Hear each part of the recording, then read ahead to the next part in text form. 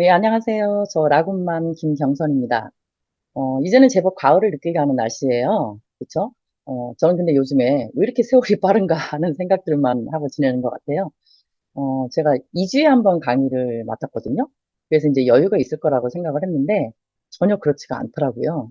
그러니까 오늘 이렇게 이제 강의를 딱 끝마치고 나면 다음 주에는 뭘 하지? 어떤 걸로 준비해야 되는가? 늘 그렇게 2주 내내 그 생각만 하는 것 같아요. 근데 문제는 생각만 한다는 거죠. 그러다 보니까 훌쩍 2주가 지나가 버리는 거예요. 또 아이들이 왜 방학 내내 놀다가 개학할 때 하루 이틀 전날 밤새워서 방학 숙제한다고 한 달치 일기 한꺼번에 몰아서 쓰고 그러잖아요. 제가 바로 그러고 있더라고요. 그래서 정말 매주 강의를 해 나가시는 우리 리더님들, 스폰서님들 아주 존경스럽습니다. 어, 근데 제가 사실 이제 이 호전 반응 카테고리를 가지고 강의 준비를 하다 보니까 사실상 그 호전 반응보다는 왜 호전이 나타나는가에 더 초점이 맞춰지게 되더라고요. 그러다 보니까 여러분들도 다 아시고 계실 것 같은 정말 기본적인 것들을 자꾸 강조하고 말씀드리는 것 같은데요. 오늘도 준비를 하다 보니까 자꾸 산으로 간다는 생각을 지울 수가 없더라고요. 그래서 어쨌든 밤새워서 숙제한다고 했으니까 부족하더라도 시작해 보도록 하겠습니다. 참고로 오늘 내용은요. 건강 메시지 호전 반응이라는 그 최혜선 조종술 씨가 쓴 책이 있거든요. 그 책자 제가 이제 그 이제 이미지 좀 넣어드렸는데 그 책하고 그다음에 위키백과 뭐 위키백과에서 인용을 좀 많이 했고요. 그리고 사실 그 책 안에 있는 사진들을 찍어서 핸드폰으로 찍어서 여기 이제 자료로 이용을 하다 보니까 화질이 조금 안 좋을 수도 있어요. 네, 이해해 주시기 바랍니다. 자, 현 시대 21세기의 키워드는요. 해독, 디톡스인 것 같습니다. 그러니까 건강을 얘기하다 보면 이 디톡스를 빼놓고 얘기할 수가 없는데요. 그 이유는 이런 것 같아요. 자, 화학 비료니 농약 등으로 인해서 토양 오염이 돼 있고요. 그리고 수질 오염도 있고요.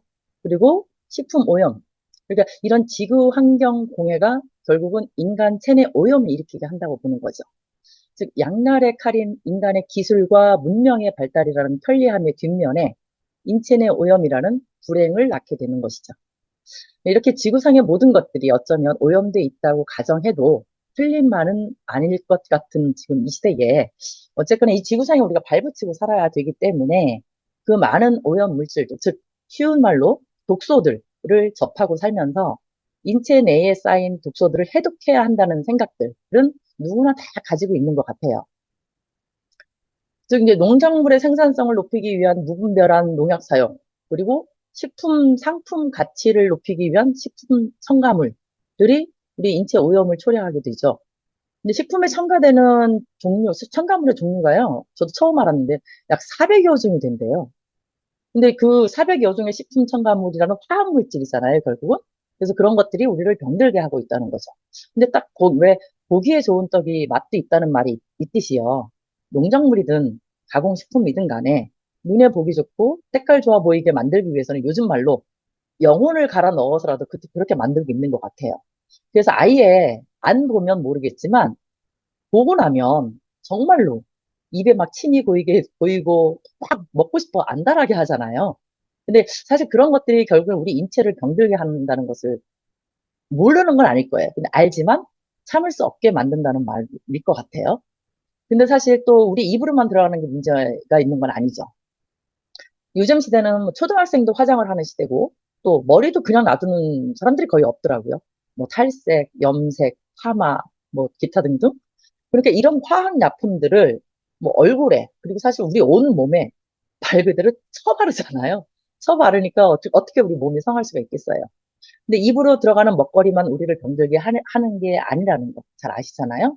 요즘에 애들이 왜 이렇게 알레르기, 천식, 뭐 아토피, 뭐 우울증, ADHD 이렇게 많은 질병들에 시달리는 걸까요? 이런 질병들을 문명병이라고 부른다고 합니다. 즉 문명이 발달하면서 새롭게 생겨나게 된 병들이란 뜻이겠죠? 예전에 화장품이 어디 있고 염색약이 어디 있겠어요. 기껏해야 동동구리무? 이러면 연식이 나오는데 동동구리무 정도 바르는 게 다이고 그다음에 백반을 넣어서 봉숭아 물을 드리는 정도였잖아요. 근데 요즘은 어때요? 태어나면서부터 갓난아이들에게조차도 뭐 베이비 파우더니 뭐 로션이니 아무리 천연이라고 해도 뒤에 살펴보겠지만 인위적으로 만든 제품들에는 화학 성분이 배제될 수는 없는 거잖아요. 이런 모든 것들을 통틀어서 환경오염이라고 칭하고 있는데요. 이 그림에서 보시는 바와 같이 우리 가정에서 내보내는 각종 쓰레기, 오폐수, 뭐 공장과 자동차들에서 내뿜는 매연가스, 뭐 각종 환경오염 물질들, 아무렇게나 버려지고 처리되어지는 각종 폐기물들, 뭐 이루 말할 수 없는 많은 것들이 우리의 지구를, 환경을 오염시키고 있습니다.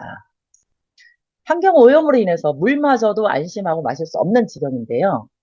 외국에 가보면 수돗물을 그대로 먹는 나라들이 많은데 우리나라는 수돗물에 대한 불신 때문인지 수돗물 절대 안 먹잖아요. 그래서 생수를 사서 먹는 분들이 많이 계시거든요. 정수기도 못 믿겠다고 말이죠. 근데 뉴스 보신 분들 많을 거예요. 이거 얼마 전에 나온 뉴스니까. 최근 국내에서 유통되는 생수 제품의 93%에서 미세 플라스틱이 검출됐다는 사실이 알려지면서 큰 파장이 일었죠. 국립환경과학원이 시중에 판매되는 생수 30개 제품을 조사한 결과 28개 제품에서 미세 플라스틱이 검출됐다고 하니까 거의 모든 생수라고 해도 과언이 아닐 텐데요. 이 미세 플라스틱은요, 일반적으로 기름이 1에서 5나노미터, 1나노미터는 10억분의 1미터라고 하거든요. 그러니까 엄청 작은 거죠. 근데 그런 플라스틱을 의미한다고 하거든요. 근데 현재 전 세계에서 생수가 1분에 100만 병가량이 소비되고 있다고 해요. 1분에 100만 병. 저는 이 사실을 듣고 그 많은 생수병들, 플라스틱 병들, 저거 다 어떻게 할까? 이런 걱정이 너무 많이 생기더라고요. 자, 기존 연구에 따르면 시중에 유통되는 생수 중에서 최대 78%에는요, 호르몬을 교란하는 물질인 미세 플라스틱과 프탈레이트, 또 비스페놀 A라는 다양한 오염 물질이 포함되어 있다고 발표를 했거든요. 근데 이 프탈레이트는 주로 플라스틱을 부드럽게 하거나 유연하게 만드는 데 사용되는 화합물이고요. 이 비스페놀 A는 일상생활에서 흔히 사용되는 플라스틱 제품을 만드는 데 사용되는 화합물이라고 합니다. 이 미세 플라스틱은 스트레스를 유발하고 면역 체계 조절에 장애를 일으키고요. 혈중 지방 수치의 상승에도 영향을 준다고 하거든요. 그리고 또 비스페놀 A는 고혈압이나 심혈관 질환, 당뇨병, 비만과 같은 질병의 원인으로 지목된다고 하더라고요. 그래서 영국 플리머스 대학교에서 주도한 국제공동연구팀은 지난 30일에, 9월 30일에 국제학술지 사이언스에 발표한 리뷰 논문을 통해서 그간 알려진 것보다 많은 양의 미세 플라스틱이 인체의 깊은 곳에 남는다는 연구 결과를 소개했는데요. 그동안에 이루어진 연구에 따르면 미세 플라스틱은 인간의 뇌, 그리고 태반, 태아에게서도, 태반에서도 발견됐고요. 그리고 또 남극이나 심해 같은 아주 극한 환경에서도 손상되지 않는 채 남아있는 것으로 나타났다고 하거든요. 그리고 미세 플라스틱은 자연적으로 완전히 제거되는 것이 불가능하다고 합니다. 최소 450년이 지나야 되거든요. 지나야 된다고 하거든요. 특히 우리 왜 여름날에 날이 더워서 물을 얼렸다가 녹여서 다시 마시는 경우 많이 있잖아요. 그럴 경우에는요, 페트병을 가열했을 때와 비슷한 수치로 늘어난다고 해요. 그러니까 아무 처리도 안 했을 때 얘보다 최소 4배에서 20배 이상으로 미세 플라스틱이 발생한다고 합니다. 저 그림에 신용카드 보이시죠? 왜 있을까요? 자, 생수를 일주일간 계속 마신다고 하면 일주일에 저 신용카드 한 장에 해당하는 만큼의 미세 플라스틱을 섭취하게 된다고 합니다. 충격이시죠? 그냥 카드 씹어 먹으라면 먹을 수 있겠어요? 그런데 내가 모르는 사이에 신용카드 한 장씩 매주 우리 몸속에 쌓여간다고 생각해 보세요.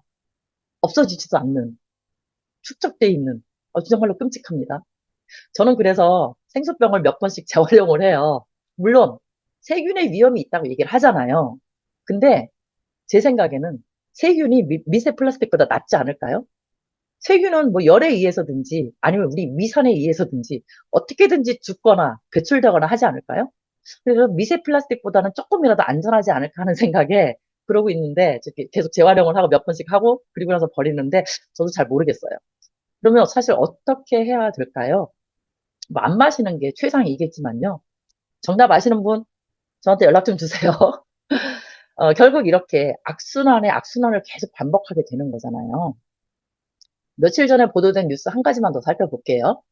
자, 우리나라 연근의 평균 수온이요. 56년간 1.44도가 올라서요. 전 지구 평균의 2배에 이르는 높은 상승률을 보였다고 합니다. 특히 명태가 멸종되고 오징어마저 사라져가는 동해에서는요, 수온이 1.9도나 오른 것으로 나타났대요. 지난 56년간 전 지구의 표층 수온이 0.7도 올랐다고 하거든요. 근데 유독 우리 한국 해역의 표층 수온은 1.44도나 상승했다고 합니다. 2배 이상 오른 거잖아요. 우리나라가 위치상으로도 서해는 폐쇄적인 해역이고 동해는 입구와 출구가 좁고 얕은 해협이라서 기후 변화에 의한 수온 상승이 빨라질 수 있는 지형이라서 그렇다고 하는데요. 비단 수온만 상승하는 거에서 끝나는 게 아니기 때문에 심각하다고 여기는 거죠. 단적인 예로 우리 서민들의 주 먹거리였던 오징어, 또 명태도 사라져가는 시대에 살고 있다는 거예요. 결국 우리 먹거리 생태계도 변하게 된다는 겁니다. 이 모든 문제들이 환경 오염물이 일하는 것이라고 하는데요. 너무 깊게 들어가는 것 같네요. 자, 이렇게 환경의 오염으로 인한 폐해가 결국엔 우리 인간에게 인체에 악영향을 미치게 된다는 거죠. 즉, 환경에 의한 복합 오염의 종착역은 바로 인체라는 거죠. 그래서 우리 리브구 식구들은 환경 오염을 줄일 수 있는 일 한 가지씩만이라도 실천해 보시길 제가 강력하게 좀 권해드립니다. 그래야만 우리 리브구 제품들도 안전하게 지속적으로 계속해서 공급받을 수 있게 되지 않을까요? 우리 제품들이 천연 오가닉 제품들이잖아요. 근데 이렇게 환경이 점점 오염돼 간다면 결국엔 우리가 어디서 그 원재료를 공급받을 수가 있겠어요. 그러니까 우리 모두 동참합시다. 환경 오염에. 어, 오늘 앞에서 여러 가지 살펴본 것처럼요. 결국에는 우리의 먹거리, 우리의 식이 지금 위험하다는 아주 큰 문제라는 거죠. 그래서 지금의 상태가 지속이 된다면 결국엔 그 먹거리를 인해서 자멸하게 되고 말 것이라는 거예요. 왜냐면 환경오염과 더불어서 먹거리 중에서도 가장 큰 문제가 되는 것이 바로 식품 첨가물이라는 겁니다. 물론 뭐 농약이니 비료니 뭐 각종 뭐 혈압약, 항생제, 진통제, 뭐 화장품, 염색약, 표백제, 환경오염은 여러 가지가 있겠지만 우리가 흔히 알고 있는 감미료, 착색제, 뭐 유화제, 방부제, 보존제 이런 것들이 식품 첨가물이거든요. 근데 이 식품 첨가물들이 훨씬 더 심각하다는 거죠. 그러면 과연 식품 첨가물이 뭔데 도대체 어떤 거길래 그렇게 심각한가? 그 정의를 내려보니까요. 식품위생법 제2조 2항에 보면 식품 첨가물이란 식품을 제조, 가공, 조리 또는 보존하는 과정에서 감미, 착색, 표백 또는 산화 방지 등을 목적으로 식품에 사용되는 물질을 말한다. 이 경우에 기구나 용기나 포장을 살균, 소독하는 데 사용되어서 간접적으로 식품으로 옮아갈 수 있는 물질까지도 포함을 한다. 이렇게 나와 있거든요. 그러니까 식품에 직접적으로 사용되는 물질뿐만 아니라 간접적으로 사용되는 물질까지도 포함을 한다고 하니까 그 종류가 정말로 어마어마하겠네요. 조금 더 자세히 알아보니까요. 식품 첨가물의 기능에 대해 살펴보면 이렇게 안전성과 사용의 기술적 필요성 및 정당성이라고 나와 있는데요. 식품 첨가물의 사용 목적은 다음의 내용 중에 어느 하나에 부합하여야 한다고 합니다. 첫 번째, 식품의 품질 유지나 안전성 향상. 그리고 두 번째, 식품의 영양가 유지. 그리고 세 번째, 특정 식사를 필요로 하는 소비자를 위한 식품에 필요한 원료 또는 성분을 공급하거나 네 번째로 식품의 제조, 가공, 저장, 처리의 보조적 역할을 하는 기능을 가지고 있어야 식품 첨가물이라는 인정을 받을 수 있다고 하네요. 종류는 진짜 많아요. 400여 가지가 넘는다고 하거든요. 우리가 전혀 알지도 못하는 수많은 화학 물질들로 범벅이 되어 있을 것 같다는 생각이 듭니다. 가령 과자 한 봉지에 적어도 수십 가지가 들어갈 수 있을 것 같아요. 근데 과자 봉지에는 대표적인 거 한두 가지만 들어가 있겠죠? 근데 400여 중에서 이렇게 보면, 살펴본 그 종류를 보면 엄청 많은데요. 한두 가지가 아니라 과자 한 봉에 진짜 10가지 이상, 20가지 이상 이렇게 들어갈 것 같아요. 그 내용들을 좀 살펴보면. 그 용도는요, 영양가의 유지 및 향상, 식품의 색깔이나 향의 증진, 제조 가공 시에 필요하고요, 맛을 증진시키거나 조직감 등의 향상, 그리고 식품의 부패나 변질을 방지하기 위한 용도로 쓰여진다고 하거든요. 근데 이 내용을 보면 다 좋은 것들이잖아요. 그렇죠? 영양가를 높여주고, 맛나게 해주고, 부패나 변질을 막아주고, 다 좋은 내용이잖아요. 그런데 이렇게 종류도 많고 안전하다고 명시되어 있는 식품 첨가물들이 왜 문제가 되는 걸까요? 결국에는 화학으로 만들어진 제품들은 우리 몸속에 독소를 만들어내게 되고 그 독소를 제대로 처리하지 못하게 되니까 부작용으로 나타나게 되는 것이겠죠. 부작용의 종류를 살펴보면은요, 여기 제가 아주 대표적인 것 몇 개만 올려놓은 거거든요. 뭐 중추신경이 마비되거나 약화되거나 억제되거나 소화기나 콩팥장애, 간 손상, 뭐 빈혈, 설사, 충치, 두드러기 두통, 호흡기능 약화, 뭐 마취 작용, 신경염, 순환기 장애, 뭐 가슴 아파, 얼굴 경련, 피부염, 비만, 위장기능 약화, 내장세포 파괴 이렇게 엄청 많아요. 근데 그 중에서도 발암성 첨가물들, 암을 유발하는 첨가물들을 제가 좀 따로 뽑아봤어요. 꽤 많더라고요. 우리가 잘 알고 있는 방부제, 감미료, 산화방지제, 착색제, 발색제, 살균제, 소포제 등등이 있는데 이게 어디에 들어가 있느냐? 우리가 너무 좋아하고 애정하는 치즈, 유산균, 청량 음료, 뭐 소세지, 버터, 두부, 간장 이런 제품들에 발암성 첨가물들이 다 들어가 있다는 겁니다. 그리고 우리 대부분 건강식품 우리 지금 많이 먹잖아요. 근데 대부분의 건강식품들은 우리 아이한테 부족한 비타민과 미네랄로 구성이 되어 있잖아요.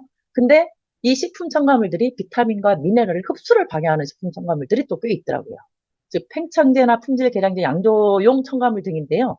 얘네들은 주로 어디가 있느냐? 고추장, 된장, 간장, 장류, 그리고 술 좋아하시는 분들 주목하세요. 주류, 그리고 통조림, 뭐 스팸이라든지 이런 캔에 들어가 있는 뭐 통조림 등 이런 것에 들어가 있는 식품 첨가물들이 우리가 열심히 먹고 있는 비타민과 미네랄의 흡수를 방해를 하고 있다고 합니다.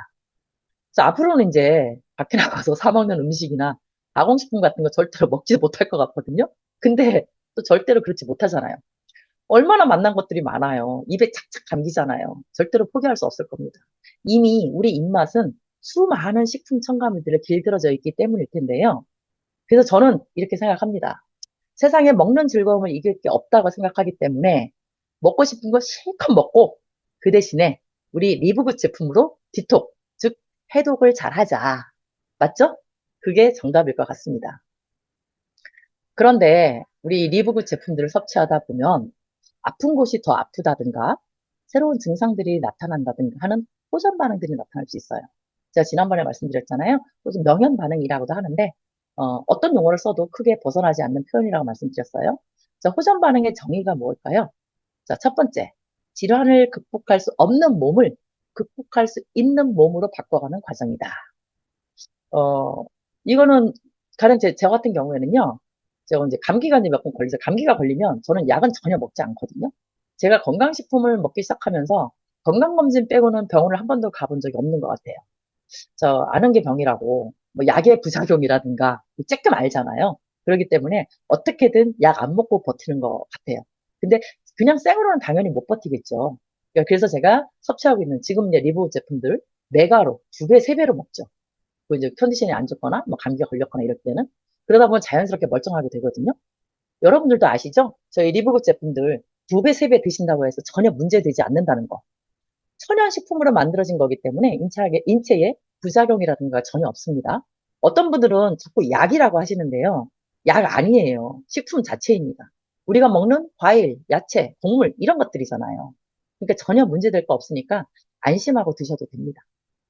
면역력이 떨어지거나 체력이 떨어져서 질환에 걸릴 수밖에 없는 몸을 면역을 올려주고 에너지를 올려주고 하니까 자연스럽게 질병을 이겨낼 수 있게 바뀌어 간다고 볼 수 있습니다. 그리고 두 번째, 아픈 만큼 좋아진다. 지난번에도 말씀드렸습니다. 넘어져서 무릎만 까져도 소독약 바를 때 시리고 아프고 딱지 안 들 때 가렵고 여러 가지 증상들이 나타나고 지나가야지만 새살이 돋고 아물잖아요. 그것과 마찬가지로 이해하시면 될 듯 합니다. 아파야 좋아질 수 있다. 세 번째, 건강 스위치의 전원이 켜지는 순간이다. 아시죠? 우리 몸은 미네랄이 제 역할을 할 때 전원 스위치가 켜져서 각 세포들마다 제 역할을 할 수 있다는 거. 실제로 미네랄 워터에 어렸을 때 전기 실험했던 것처럼 플러스 마이너스 연결하면 불이 환하게 들어오는 거 보셨을 거예요. 이 영상을 보시면